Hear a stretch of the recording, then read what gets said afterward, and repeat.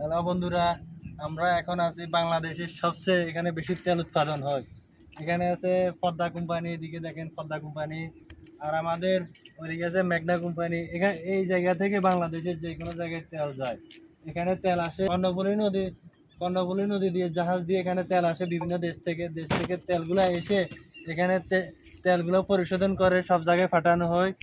এখানে দেখেন বিশাল বিশাল পাইপের মাধ্যমে তেলগুলো আসে। এখানে অনেক পাইপ, এই ট্যাঙ্কারগুলো তেলগুলো পরিশোধন করে এই বড় বড় ডিপোগুলো তেলগুলো রাখা হয়। এখান থেকে তেল গিয়ে বিভিন্ন জায়গায় তেলগুলো যায়, এখান থেকে তেলগুলো সাপ্লাই হয়। এই মাত্র তেল পরিশোধনাগার।